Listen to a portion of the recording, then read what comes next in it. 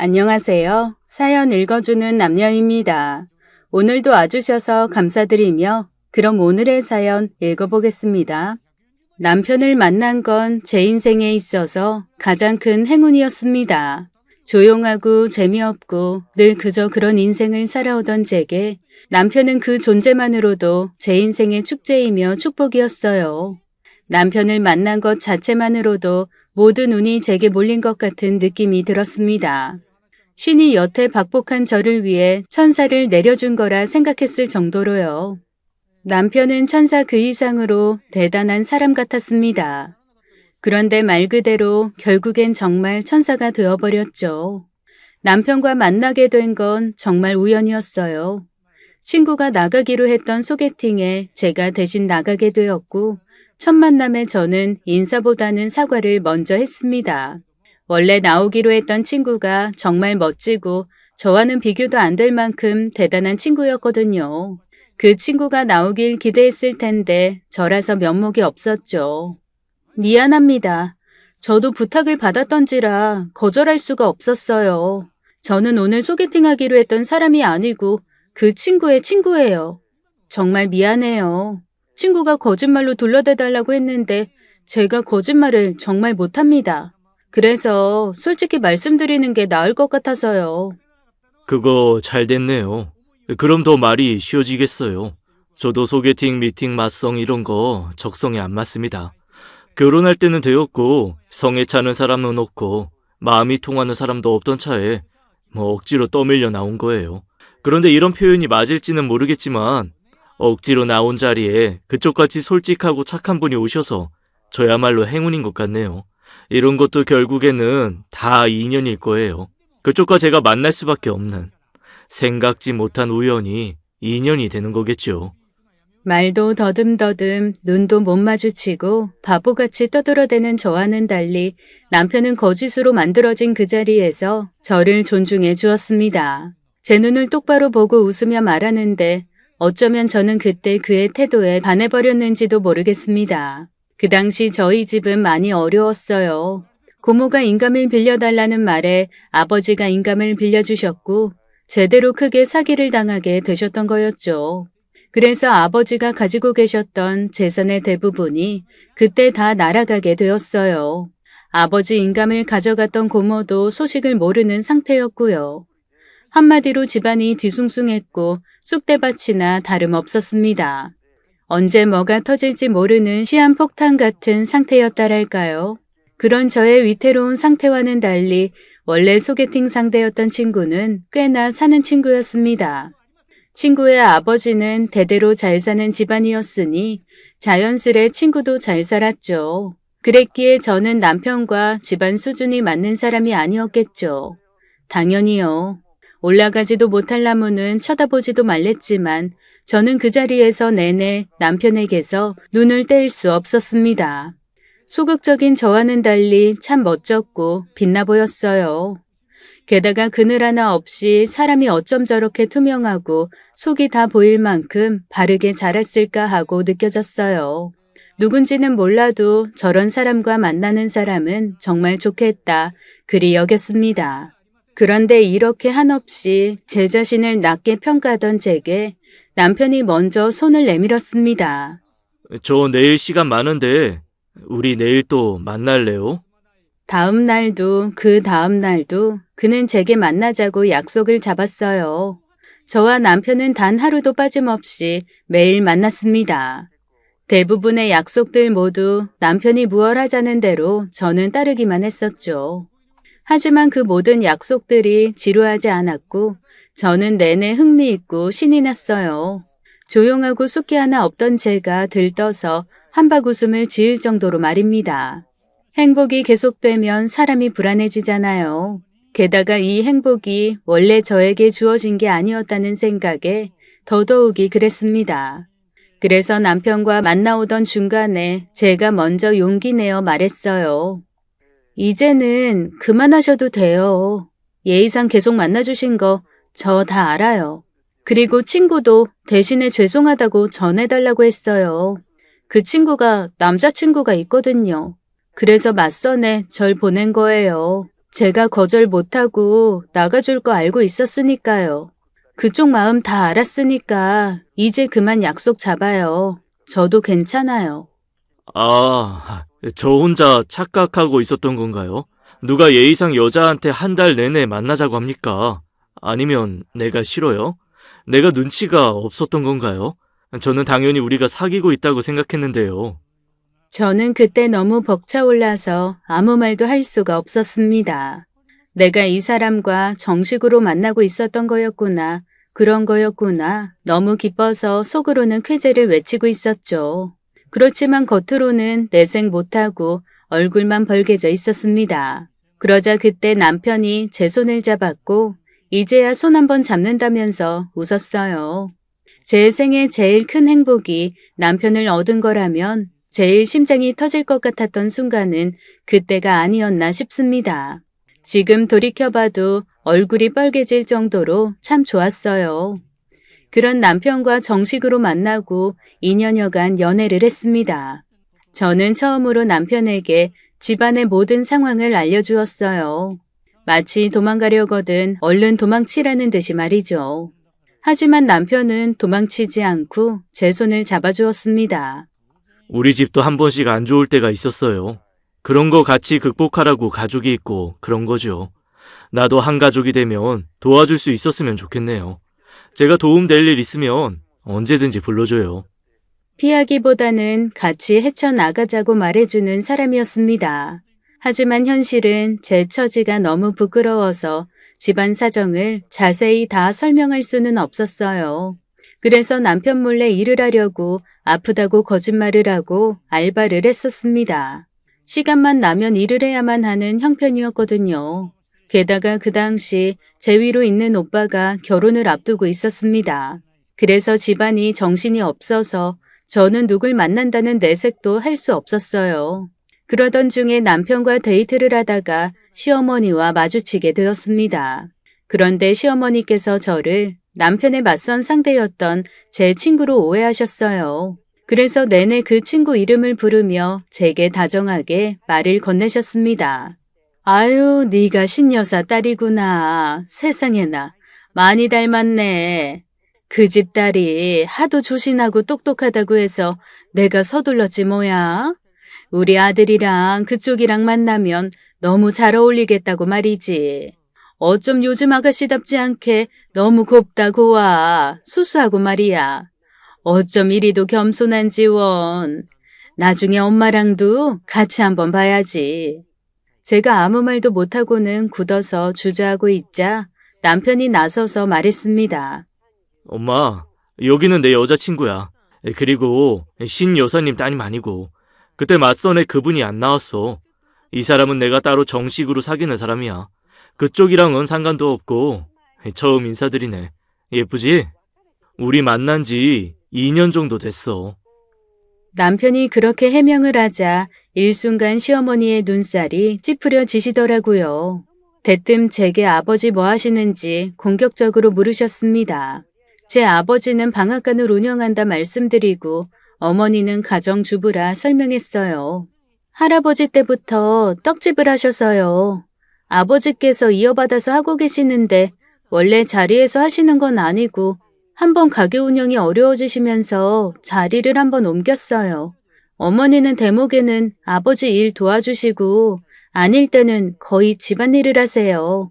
저희 할머니가 몸이 아프셔서 어머니가 돌봐드려야 하거든요. 그러자 시어머니의 얕게 일그러져 있던 눈썹이 더욱 한없이 구겨졌습니다. 그리곤 남편을 바라보고 집에서 이야기하자 하곤 가버리셨어요. 다른 말을 더 하지 않으셔도 알 수 있었습니다. 내가 성에 안 차시는구나. 혹시나 기대했는데 역시나 그렇구나 하고 말이죠. 시어머니가 돌아가시고 남편은 한참을 저를 위로해 주었습니다. 저를 오래 겪으면 안 좋은 인상은 금방 사라질 테니 걱정 말라고 말이죠. 아직 어머니가 당신을 잘 몰라서 그래. 가까워지면 당신의 진가에 대해 알게 되실 거야. 너무 걱정 마. 나 우리 엄마 닮아서 보는 눈도 비슷해. 금방 좋아지실 거야. 하지만 남편의 말과 시어머니의 마음은 달랐습니다. 시어머니를 우연히 마주하고 얼마 지나지 않아 시어머니가 아버지의 방앗간에 찾아오셨어요. 그리고는 저희 아버지께 따님을 설득해달라고 경고를 하고 가셨죠. 집에 돌아가니 아버지께서 다짜고짜 남편을 만나지 마라 그렇게 제게 말씀하셨습니다. 사람은 끼리끼리 만나는 거다. 끼리끼리 만나야 탈이 안 나는 거야. 다른 사람끼리 만나니 벌써부터 시작이 뒤틀리는 거다. 난 너 그렇게 안 키웠다. 적당히 살자 우리. 문제 일으켜서 또다시 시끄럽게 했다가는 내가 널 내쫓을 거야. 그쪽 집안 아주 보통이 아닌 것 같더라. 돈 내밀면서 헤어져라. 꼬투리 잡으면서 헤어져라. 길게 말도 안 해. 그냥 나한테 방앗간 하시네요. 월 얼마를 버십니까? 그게 다였어. 내가 살면서 그런 사람 정말 많이 봤어. 말 많이 않고 상대 기죽이는 그런 사람. 네가 그런 집에 시집가면 잘 살 것 같냐? 이미 방앗간 하시네요. 거기부터 난 알 것 같은데 방앗간 하는 주제에 알아서 꺼지든가 아니면 주제에 맞게 평생 엎드려 살든가. 그냥 하는 말이 아니라 난 충분히 그렇게 들렸다. 그 여자 내가 건네준 의자에 앉지도 않았어. 그게 무슨 뜻이냐? 앞으로 볼 일 없으니 예의를 다할 것도 없다는 소리지. 손님이 오면 물을 건네는 것도 결국엔 목 축이고 이야기를 나누자는 건데 손님이 계속 서 있는다는 건 길게 이야기 안 하겠다는 소리고 그럴 필요가 없다는 소리지. 그냥 하지 마. 만나지 마. 편히 살자. 수준에 맞게 만만한 사람이랑 살아. 그래야 네 팔자가 편해져. 아버지는 현실적으로 절 직시시켰고 저는 아무런 대꾸 없이 그때부터 남편을 멀리했습니다. 아버지는 저를 키우는 내내 그렇게 길게 말씀하신 적이 없었어요. 그만큼 저도 아버지가 정해놓은 선을 잘 지켰기에 그랬죠. 그런데 제가 계속 연락이 없으니 남편이 아버지 방앗간으로 찾아와 다짜고짜 무릎을 꿇었습니다. 시어머니가 무례하게 행동해서 죄송하다면서요. 제가 말해주지 않았는데 어떻게 된 건지 내용을 다 알고 왔더라고요. 그러자 아버지는 그런 남편에게 아니, 그쪽 어머니는 내게 무례하게 한 적 없네. 내 딸이 먼저 무례하게 느껴졌겠지. 그쪽 어머니 입장에서 찾아오지 말고 시끄럽게 하지 말게. 귀찮은 일도 만들지 말고. 우리는 그럴 여력도 필요도 없어. 그쪽이 뭐 그리 대단한 집안인지 알고 싶지도 않고 맞서고 싶지도 않네. 그냥 자네는 자네 갈 길만 가. 평탄한 남의 딸 인생에 없는 장애물 만들지 말고. 저희 결혼까지 할 겁니다. 장인어른, 저희 결혼식도 보시고 잘 사는 모습도 꼭 봐주세요. 그리고서 제게 다시 말씀해 주세요. 제가 장애물이 아니라 복덩이라고. 저 사람 힘들게 할 일 없을 겁니다. 제 말 좀 믿어주세요. 저 어머니 자식입니다. 어머니 마음 돌리는 거 일도 아닙니다. 저 할 수 있어요. 그러니까 조금만 기다려주세요. 반대하지 마시고 기다려만 주세요. 남편이 어떻게 해서 시어머니를 설득했는지는 한참 나중에야 알았습니다. 10여 년이 지났을 때 제 멱살을 잡고 뺨을 갈기던 시어머니께 그때 들었어요. 어떻게 저 같은 게 남편과 결혼을 하게 되었는지요. 그 일이 있고 한 달여쯤 지나서 남편은 제게 프로포즈를 했습니다. 무슨 일인지 얼굴이 창백해 보였죠. 결혼 승낙을 받자마자 반지를 싸들고 달려왔다고 헉헉대며 말했습니다. 우리 이제 평생 같이 살 수 있어. 그것도 부부로. 어머니도 이제 더는 반대하지 않고 우리 인정하실 거야. 그러니까 겁내지 말고 내 손 잡아. 우리 이제 평생 함께하자. 불안했지만 행복했어요. 아버지께 알겠다고 남편과 정리하겠다고 말했지만 저는 그러고 싶지 않았습니다. 결국에는 저와 남편의 설득으로 다시 인연을 이어나갔죠. 남편과 결혼을 하고 아이 둘을 얻었습니다. 둘 다 아들이었고 남편을 쏙 빼박아 정말 사랑스러웠습니다. 그리고 아들을 둘씩이나 낳았지만 예상했다시피 저는 시댁에서 하녀 취급이었어요. 첫째를 가졌을 때는 시댁 제사를 저 혼자 내내 준비했습니다. 옆에서 남편이 도와주었지만 그 모습조차 꼴보기 싫어했던 시어머니께서는 남편이 도와주면 도와줄수록 제 탓을 하기 바빴어요. 너는 이렇게나 투실투실한데 내 아들은 왜 저리 삐쩍 말랐니? 너 우리 아들 피 말리고 여우짓하고 그랬지? 제가 집에서 살 때는 저렇지 않았어. 피부에서 윤기가 나고 볼도 통통하니 보기 좋았는데 너랑 결혼하고 계속 말라가잖니. 못 먹고 자란 집애라 먹는 수준이 낮아서 그런 건가? 제대로 뒷바라지 해야 할 거 아냐. 배부른 돼지 마냥 집에서 편하게 너만 먹지만 말고 네 신랑 제대로 챙겨. 그 당시 임신으로 많이 부어있는 상태였고 시어머니 말씀대로 남편이 많이 말라 있었기에 저는 다른 말 없이 알겠다고 대답했습니다. 열심히 하겠다고, 남편 잘 챙기겠다고요. 아이가 둘씩이나 생기니까 남편이 일을 많이 했고 또 열심히 했기에 그 때문에 야윈 것이라 여겼습니다. 그런데 어느샌가부터 남편이 밥을 한 그릇도 다 먹지 못하는 날들이 많았어요. 게다가 안색은 더욱 안 좋아지고 쉬는 날에는 거의 쓰러져 자느라 식사도 거르는 일이 잦았습니다. 어떤 날은 제가 깨우지 않으면 하루 종일 잠들어서 아무것도 먹지 않고 지낸 날도 있었죠. 좀 이상했어요. 아무리 봐도 몸이 많이 안 좋은 듯 했죠. 아이들에게 정신이 팔려서 저는 남편을 제대로 보지 못하고 그저 병원에 꼭 가보라는 말만 입버릇처럼 했습니다.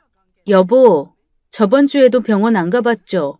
어제인가 빨래할 때 보니까 당신 바지에 기운 흔적이 있던데 사이즈를 줄인 거예요? 사이즈 줄인 지 얼마 안 되었잖아요. 몸무게는 재봤어요? 얼마나 줄었어요? 대체 왜 그럴까? 이번 주에는 꼭 가요. 꼭이요. 알겠어. 너무 걱정하지 마. 요새 일이 많아서 피곤해서 그런 것뿐이니까. 너무 걱정 마세요. 이번 주에는 꼭 갈게, 병원. 그런데 둘째를 낳고 얼마 지나지 않아 같이 식사를 하는 자리에서 남편이 쓰러졌습니다. 급하게 실려간 병원에서는 남편이 혈액암이라고 했습니다. 희귀한 케이스이고 여태 왜 몰랐는지에 대해 제게 물었어요. 저도 어디에라도 묻고 싶었습니다. 나는 왜 몰랐을까? 내 남편 몸뚱이가 그 지경이 되도록 왜 몰랐는지를요.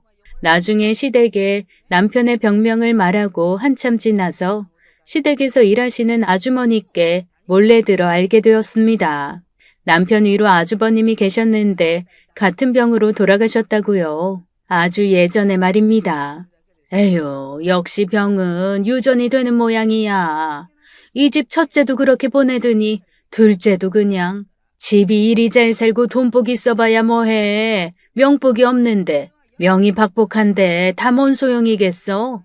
시댁에서는 일하시는 아주머니 말대로 쉬쉬하는 분위기였습니다. 어쩌면 남편이 병에 걸린 데에 제 탓이 있는 것처럼 몰아가는 분위기였어요. 저런 애가 며느리로 들어오고 아주 안 좋은 일만 계속 생기는 거 봐. 재수가 없으려니까. 내 아들한테 자꾸 안 좋은 일만 생긴단 말이지. 예, 네가 얼마나 내 조를 제대로 안 했으면 내 아들이 저런 몹쓸병에 걸리니? 너 내 아들한테 바가지 막 긁고 그랬니? 너네 집 가난하니까 돈 좀 더 대라고 닥달하고 그런 거지? 아니에요, 어머니. 대체 그게 무슨 말씀이세요? 이 사람 괜찮아질 거예요. 치료 잘 받고 열심히 병원 다니고 건강 잘 챙기면 충분히 나을 수 있다고 했어요. 그래서 제가 정말 잘 챙겨서 꼭 낫게 할 거예요. 큰 소리는 쳤지만 걱정이 태산이었죠. 우선 이 병에 대해서도 잘 몰랐고 의사가 시키는 대로만 하는 데에도 한계가 있었습니다. 아이도 둘이나 태어난 데다가 남편 병수발에 정신이 하나도 없었어요. 그래도 저는 돈만 있으면 그 어떤 병도 나을 수 있을 거라 여겼습니다. 종교는 없지만 제가 최선을 다해서 기원하면 남편이 나을 거라고 생각했어요. 그런데 남편은 병이 확인되고 얼마 지나지 않아 정말 허무하게도 세상을 떠났습니다. 일어나서 눈을 뜨자마자 창문을 열어주고 남편에게 아침 인사를 했어요. 잠귀도 밝고 제가 일어나면 덩달아 일어나던 남편이 그 어떤 인기척도 없었습니다. 너무 힘이 들었는지 제게 제대로 된 인사도 못하고 우리 아들들도 못 보고 눈도 못 감고 죽었습니다. 남편이 죽고 저는 제가 그간 행복한 꿈을 꾸었던 건가 싶어졌어요. 남편이라는 사람은 애초부터 없었고 여태 내가 깊은 망상을 했었던 건가 하고요. 하지만 그런 착각도 시어머니 따귀에 모조리 깨어져 버렸습니다. 시어머니께서는 남편의 장례식장에 오시자마자 핸드백으로 제 뺨을 때렸어요. 힘이 없던 저는 거의 나자빠져 뒹굴었습니다. 넘어졌는데 일어날 힘도 없어서 넘어진 채로 흐느꼈습니다. 시어머니께 원망을 털어놓을 만큼의 기력도 남아있지 않았어요. 뒤늦게야 사태를 알고 말리기 시작한 친정 식구들은 날뛰는 시어머니를 제게서 떼어냈죠. 시어머니께서는 남편의 영정사진을 끌어안고 오셨습니다. 저도 아들이 있고 시어머니의 마음을 잘 알기에 저는 완력으로 시어머니를 말리는 친정 식구들을 말렸습니다. 엄마, 아빠, 나 괜찮아. 시어머니한테 너무 그러지 마. 얼마나 슬프시겠어. 하나뿐인 아들이 죽었는데 나는 정말 다 괜찮아. 그러니까 그냥 둬. 그거 좀 맞는다고 나 안 죽어. 저는 눈물을 훔치고는 사진을 안고 우시는 시어머니께 다가가 죄송하다는 말을 반복했습니다. 다 제가 잘못해서 이렇게 된 거라고요. 다 제 탓이니 저한테 화풀이 하시라고요. 그러자 시어머니께서 눈이 뒤집혀서는 결국에는 제 멱살을 잡고 말했습니다. 제가 남편을 2번이나 죽인 거라고요. 너 같은 게 어떻게 내 아들이랑 결혼했는지 알아? 내 아들이 내 앞에서 무슨 짓을 했는지 아냐고. 너랑 결혼 반대한다고. 바로 내 앞에서 약을 털어넣었었다고. 알아? 걔는 내가 끝까지 반대할 거 아니까 죽을 각오까지 하고 너 만난 거야. 그런 애야 내 아들이. 그런데 넌 뭐 했니? 내 아들이 그렇게 아프도록 대체 뭘 했어? 너네들 궁합 안 좋다고. 무조건 우리 아들 빨리 죽는다고. 네가 내 아들 잡아먹을 상이라고. 그렇게들 말렸을 때 내가 그 말을 들을 것을. 너 같은 게 요물인지도 모르고 내 아들만 죽었어. 나는 이제 어쩔꼬. 나는 어떻게 살아야 할꼬. 썩 꺼져 이 잡귀 같은 것들아. 너랑 너희 친정 식구들 다 내 아들 장례식장에서 꺼져. 이 버러지 같은 것들아. 저와 친정 식구들은 시어머니께서 진정하실 때까지 장례식장 밖으로 나와 있었죠. 시어머니께서 그렇게 난리치시는 걸 눈앞에서 처음 목격한 친정 식구들은 절 걱정하기 시작했습니다. 안 봐도 그간 제가 결혼하고 어떤 취급을 받았을지 훤히 다 보인다면서 말이죠. 저는 그렇게 살지 말라고 엄마 아빠께서도 많이 도우셨습니다. 친정 엄마께서 빨리 정리를 제대로 하고 친정으로 들어오라 말씀하셨어요. 나는 네 시모 너무 무섭다. 아까 눈빛 봤니? 그냥 하는 말이 아니라 진짜 네가 이서방을 죽였다고 생각해. 널 잡아 죽이고도 남을 눈빛이었어. 내 사위 먼저 간 거 나도 한스럽지만 나도 내 딸이 힘든 거는 더 싫다. 네 아빠도 여러 번 말했지만 이 상황 또한 네가 자처한 건 맞아. 너랑 이서방이 다 이렇게 만든 거다. 죽은 사람은 말이 없으니 결국 남은 너 혼자 다 이런 것들을 거두는 수밖에 없어. 정리 잘해야 돼. 엄마가 무슨 말 하는 건지 잘 알지? 친정 엄마께서는 제게 뺏기지 말라고 말씀하셨어요. 아이들 그리고 재산도요. 남편이 자신의 병을 알았을 때 죽음을 직감한 건지는 모르겠지만 갑자기 제게 많은 것을 양도했습니다. 우선 집 보증금 계약서 명의를 제 명의로 돌렸고 본인 명의 통장에 들어있던 그간의 모든 급여들을 제게 입금 처리해 두었죠. 다른 통장들은 미처 옮기지 못해서 제게 계좌 비밀번호를 알려주고 통장도 주었어요. 그러면서 혹시 모르니라고 말했습니다. 한번 제대로 정리를 하자 했었는데 이렇게 급하게 하게 됐네. 다른 통장들은 묶여 있어서 명의 변경을 못했어. 만기 되면 내가 알려준 대로 해서 다 쓰면 돼. 그리고 혹시 몰라서 내가 보험을 2개 들어놓은 게 있어. 이건 정말 혹시나 해서 하는 말인 건데, 나한테 문제가 생기면 당신이 그 보험금 수익자니까 다 챙겨서 받아가. 우리 아들들 부족함 없이 잘 키워야지. 알겠지? 남편은 모든 재산이란 재산은 다 제게 전달해 주었습니다. 그때 당시에는 그저 남편이 제게 겁을 주는 것이라 여겼어요. 남편이 죽을 거라는 건 단 한 번도 생각하지 않았었으니까요. 그런데 남편은 그렇게나 꼼꼼하게 다 대비를 해놓았던 거였어요. 남편의 장례식이 끝이 나고 얼마 지나지 않아서 시어머니께서 찾아왔습니다. 그리곤 제게 도둑년이라 말했죠. 우리 아들 죽자마자 네가 아주 야금야금 아들 통장에서 돈을 빼다 쓰더라. 역시 네 목적은 그거 하나였지? 처음부터 그런 꿍꿍이었지? 우리 아들 재산 다 뺏으려는. 야, 이 도둑년아. 멍청한 것들이나 뒤통수 맞는 거지? 나는 아니야. 내가 그렇게 호락호락하지 않다고. 알아? 내가 너 경찰서에 신고할 거야. 죽은 사람 돈 쓰는 년이라고. 딱 기다려. 너 앞으로 남은 인생 영창 살게 해줄 테니까. 시어머니께서는 저를 신고하고 횡령죄로 고소고발도 하시겠다고 으름장을 내시고는 댁으로 돌아가셨습니다. 저는 설마 했어요. 저도 저지만 제게는 남편의 아이가 둘씩이나 있는데 시어머니께서 그렇게까지 하시리라곤 조금도 생각하지 못했죠. 그런데 얼마 지나지 않아서 집으로 경찰들이 찾아왔습니다. 제가 죽은 이의 재산을 가져갔다고 말이죠. 경찰도 대충 상황을 파악하셨는지 제게 중죄가 있지는 않음을 아셨어요.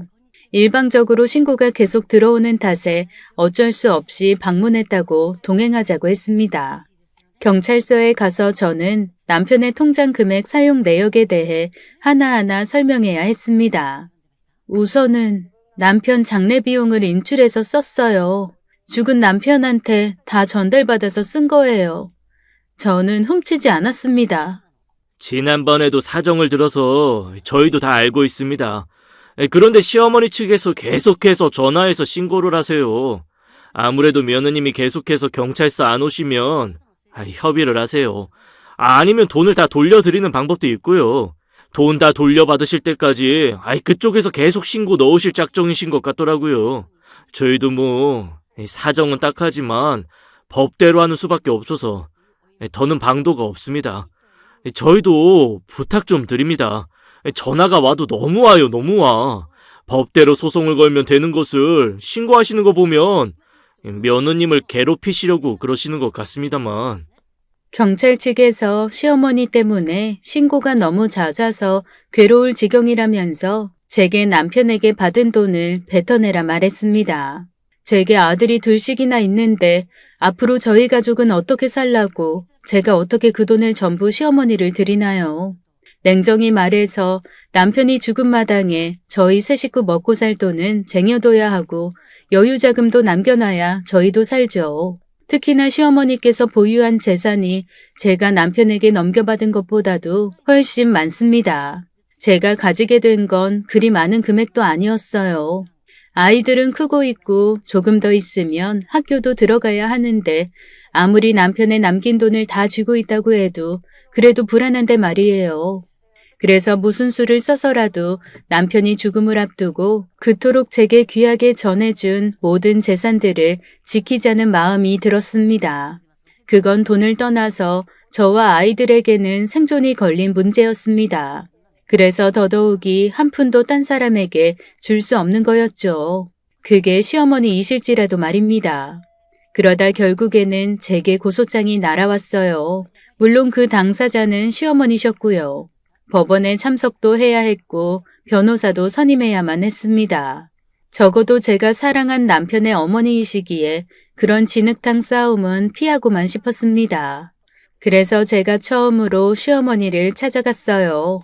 고소를 멈춰달라고 말이죠. 그러자 제 말에 시어머니께서 콧방귀를 한번 크게 뀌시더니 말 같지도 않은 소리 한다고 말씀하셨습니다.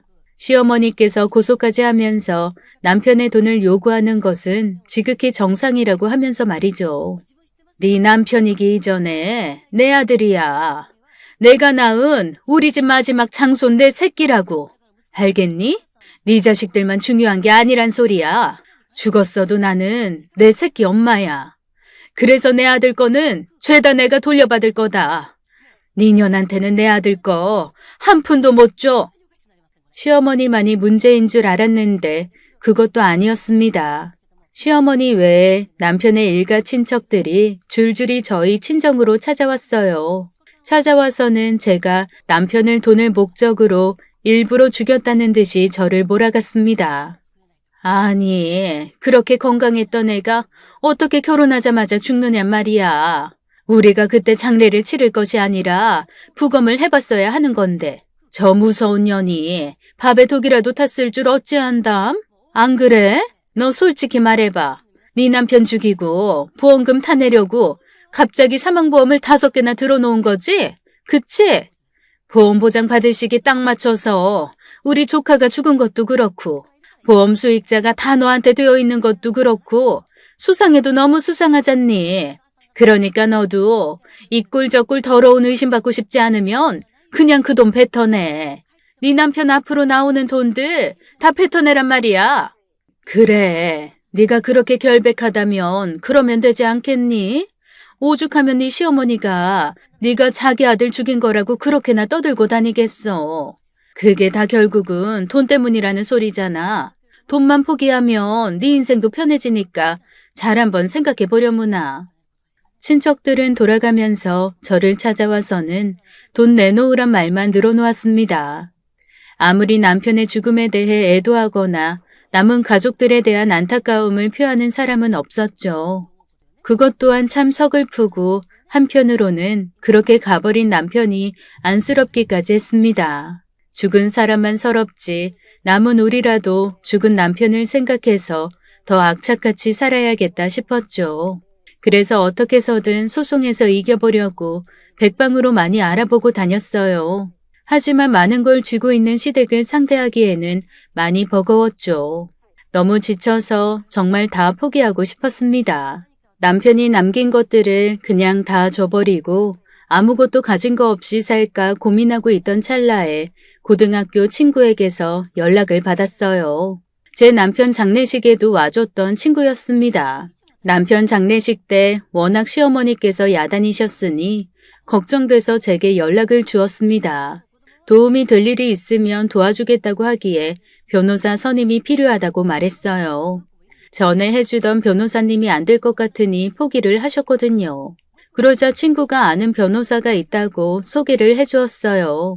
변호사님은 젊은 남자셨고 저와 같은 경우를 많이 맡아봐서 어려울 것이 없다고 했습니다.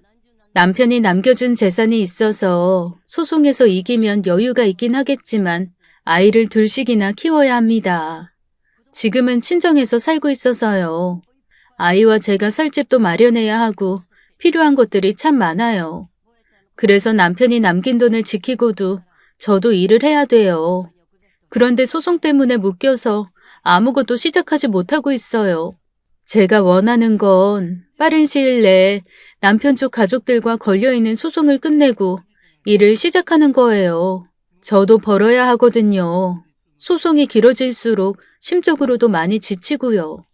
그럼요. 소송의 생명은 스피드죠. 걱정 안 하셔도 됩니다. 이런 케이스 정말 많이 다뤄봤어요. 고인이 원하시는 방향으로 다 잘 될 터이니 걱정 마세요.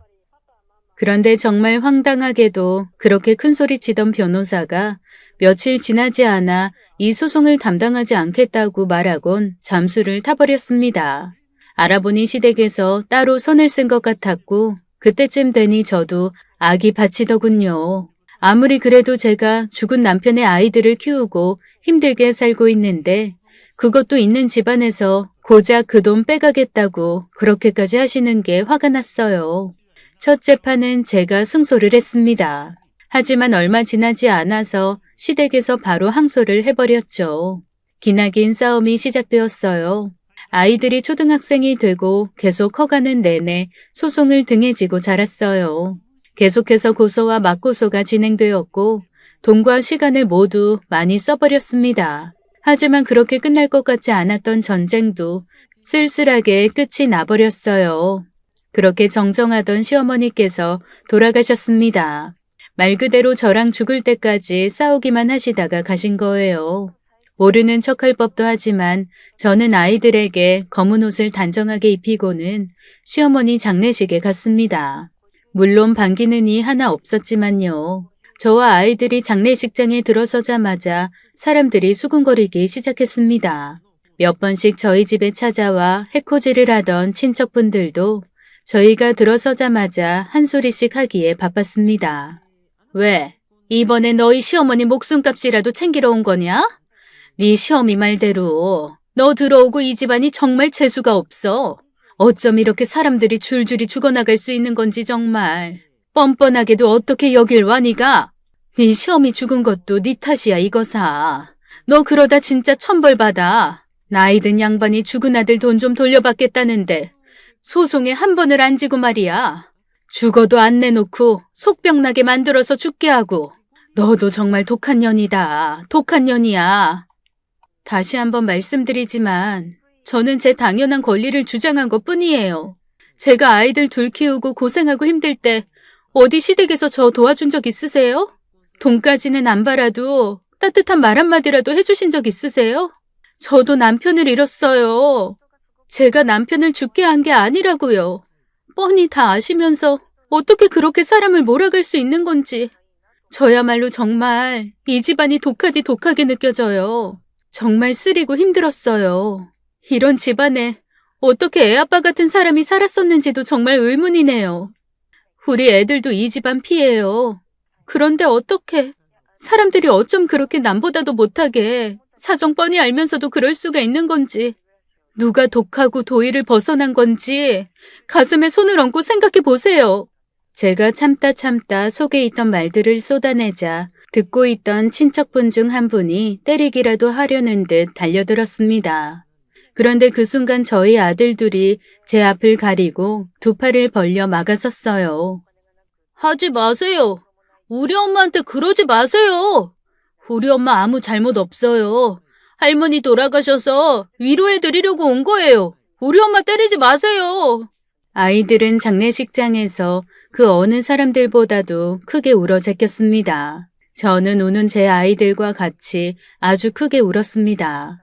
셋이서 장례식장이 떠나가라 서럽게 울었어요. 남들이 보면 진상 같아 보였겠지만 저에게도 나름 쌓인 서러움이 많아서였던 것 같아요. 이상하게 눈물이 멈추지 않았습니다. 그날의 눈물이 나름의 해소가 되었는지 그 일이 있고 좀 후련해졌어요. 시어머니께서 돌아가신 그 장례식장에서 모든 응어리를 다 털어버린 기분이었죠. 저와 아이들은 시어머니 빈소에 3일 내내 머물렀습니다. 장례식장에 계신 다른 분들이 안 좋게 보아도 내내 붙어 있었죠. 그러던 중에 3일째 되던 날 시아버님께서 저를 부르셨습니다. 새벽 시간이라 아이들은 지쳐 잠이 들어 있었고 빈소도 사람들이 빠져서 어느 정도 비어있는 상황이었어요. 시아버님은 저를 부르시더니 이제 아무것도 건드리지 않을 터이니 속 편히 살라 말씀하셨어요. 집사람이 이 아들 보내고 마음이 헛헛해서 그런 거야. 세아가 너도 진작에 알고 있었겠지만 우리가 너희한테 그 돈 빼서 뭘 하겠니? 다 늙어서 쓸 곳도 없고 하나 남은 자식도 죽어버린 마당에 돈 같은 거 그딴 게 다 뭔 소용이야. 내가 말려보려고 했지만 네 시엄마가 그렇게까지 오기를 부려야 죽은 아들에 대한 섭섭함을 털어버릴 수 있을 것 같다고 해서 내 아무것도 못했다. 미안하다 아가. 결국에는 자기 화를 못 이겨. 철이도 빨리 갔잖냐. 너무 많이 미워하지는 말아주렴. 불쌍한 사람이야. 우리 아들 죽고 집사람이 편하게 자는 걸 한 번도 본 적이 없어. 내내 죽은 지 자식 끼고 살았어. 그 사람한테는 어디에라도 아들 죽은 탓을 돌릴 때가 필요했던 거야. 그 상대가 네가 되었구나. 미안하다. 내가 해줄 수 있는 말은 미안하다는 말뿐이다. 앞으로 살면서 힘든 일 있으면 내가 어떻게 해서든 다 도와줄 터이니 무슨 일 생기면 나한테라도 꼭 연락하려무나. 뭐가 되었던 내가 다 도와주마. 시아버지께서는 그간 아무 도움도 주지 못하고 시어머니의 폐악을 막지도 못해 미안하다고 연신 사과만 하셨습니다. 그런데 참 이상하게도 여러 해 시댁 때문에 정말 힘들었는데 시아버님의 그 사과 한마디에 왜 그리 한 번에 다 녹던지 아마도 저도 자식을 가진 어미이기에 그런 듯 했습니다. 게다가 이미 돌아가신 분을 어떻게 더 원망하겠어요. 그래도 제 탓이라도 하시다가 가셔서 좀 마음이 덜해지셨다면 그걸로 다행이다 여기고 말았죠. 그렇게 시어머니 장례식에서 모든 걸 털어놓고 돌아왔습니다. 참 뭔가가 허망하더라고요. 시어머니께서 돌아가시니 저야말로 그 어디에도 원망할 곳도 탓할 곳도 없어졌습니다. 그저 앞으로 아이들과 살아가야 할 날들에 대해 막연히 막막해질 뿐이었어요. 그나마 소송을 하는 동안 시댁과의 다툼으로 남편을 잃은 슬픔을 지우고 살았던 것 같았습니다. 정신없이 싸우느라 슬플 새도 없었던 것이죠. 지켜야 할 것들만 신경 쓰느라 말이에요. 친정 부모님께 이제 아이들과 따로 나가서 살 것이라 말씀을 드리곤 남편이 남겨준 돈으로 집을 구했습니다. 집을 구하고 친정에 박스채로 두었던 짐들을 하나하나 풀었습니다. 그런데 못 보던 상자 하나가 제 가방 안쪽에 들어있는 거예요. 뭔가 하고 보니 죽은 남편이 남긴 편지들이 한가득 있었습니다. 아마도 아플 때 하나하나 적어서 넣어둔 것 같더라고요. 제가 언제 볼지 모르니 시간이 날 때마다 적었는지 참 많이도 들어있었습니다. 그래서 하나하나 읽어보았어요. 계속 읽어 내려가다 보니 나중에는 아이들이 고등학생이 되면, 대학생이 되면, 장가를 가면 등등 자신이 가족의 미래에 함께하지 못해 미안하다는 내용들이었어요. 원래 눈물이 많이 없는 편인데 계속 읽어 내려가다 보니 눈물이 났습니다.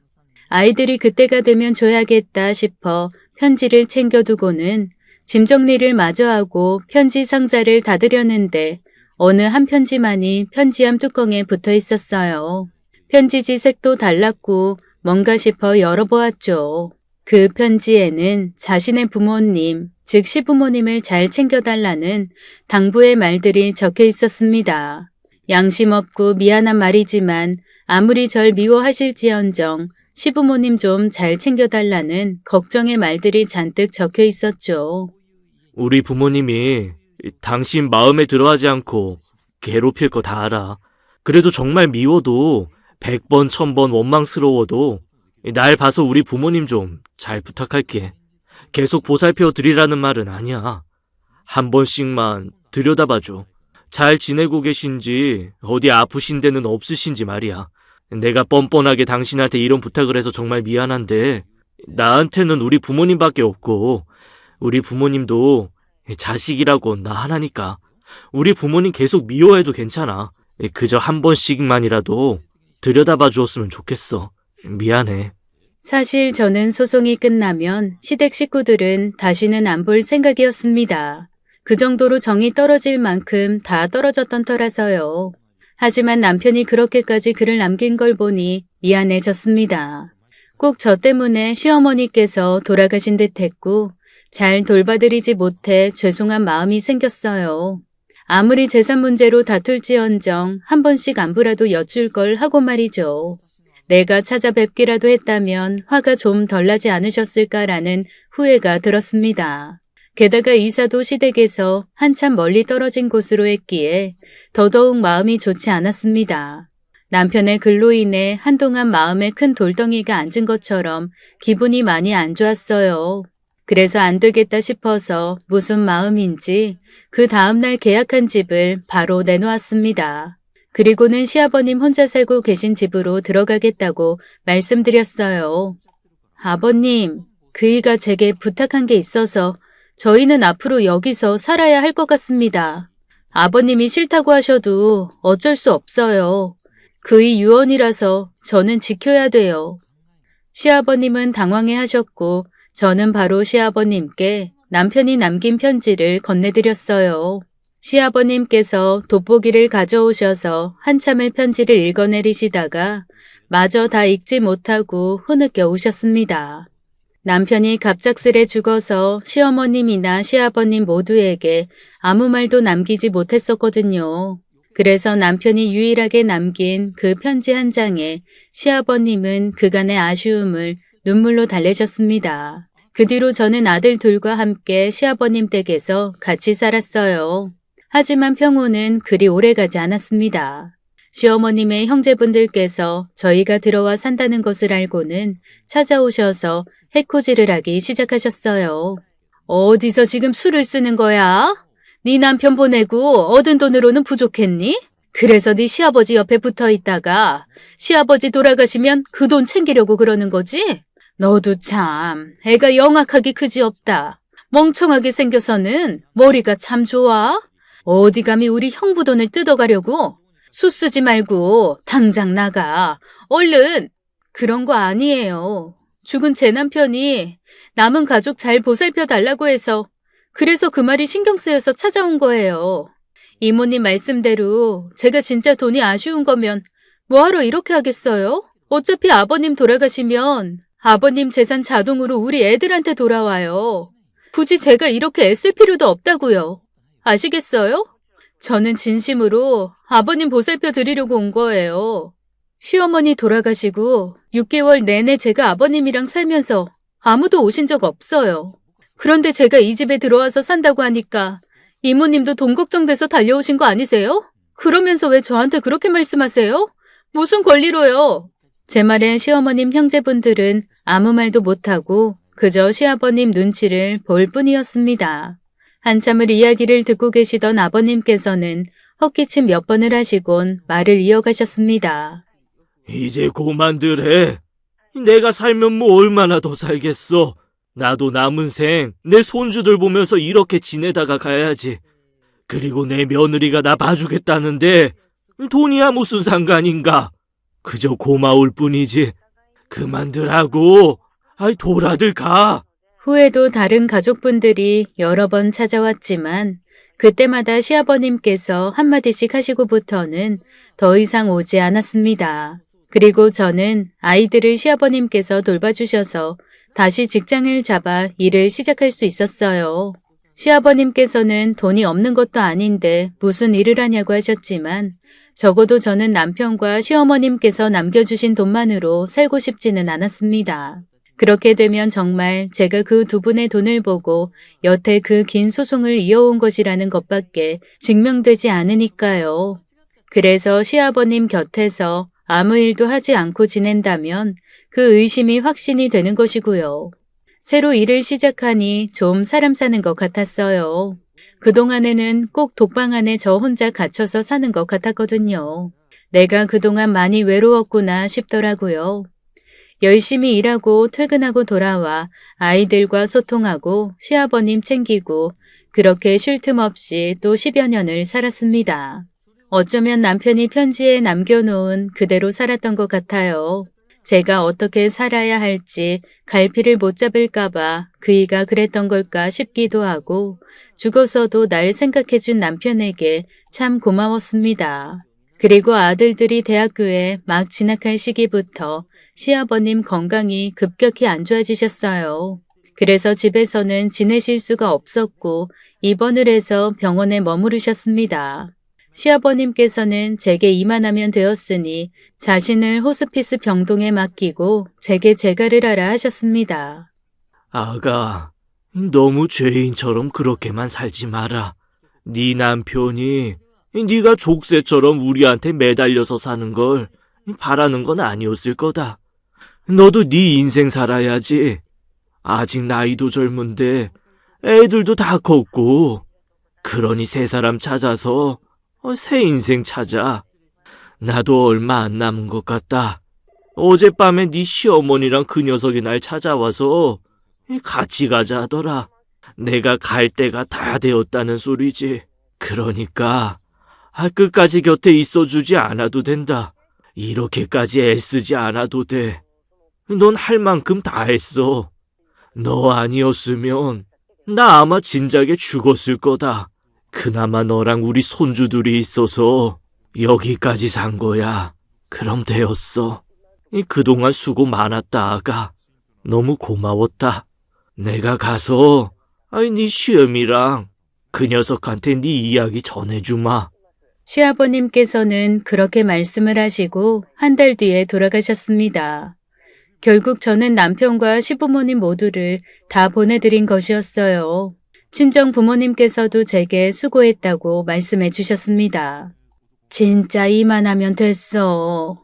네가 그렇게 그 집안의 몰매를 맡고도 그렇게까지 했는데 누가 널 원망하고 탓을 하겠니? 그저 돈돈거리면서 뭐라 하는 사람들이나 그러지.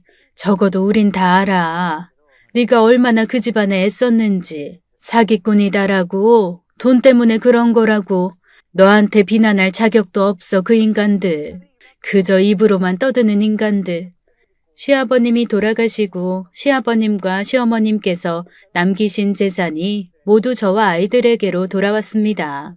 그러다 보니 또 수많은 분쟁이 생겼죠.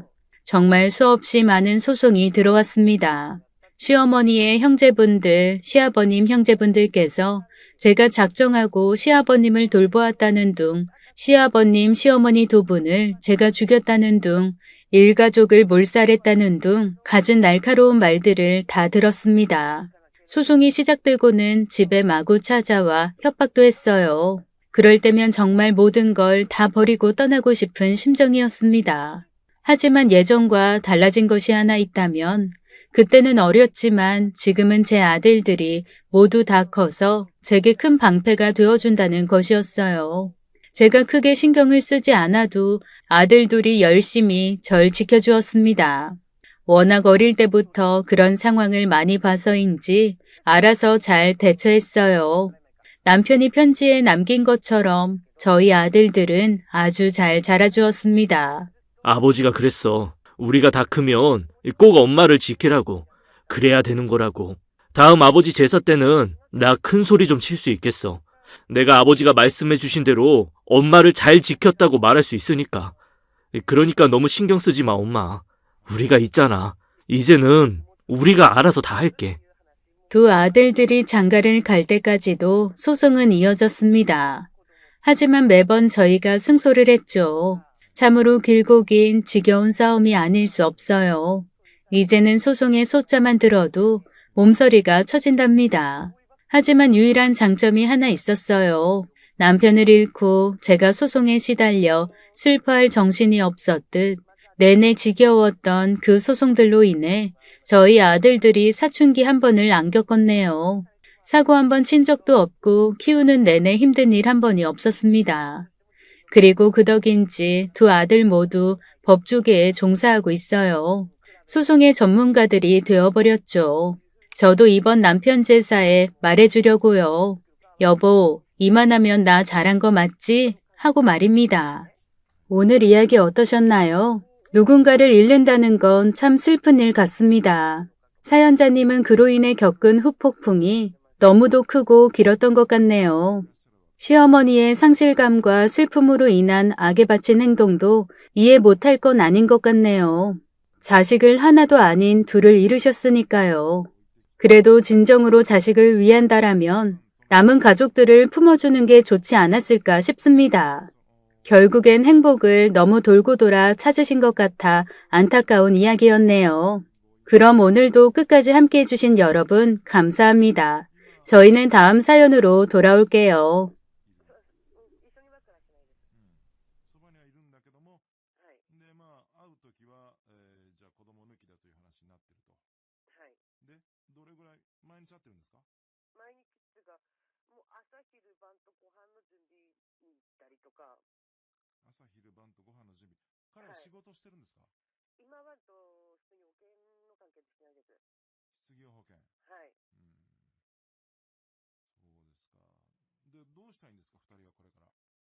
いや、できればと前向きに進んでいきたいとは私は思ってるんですけど、どうも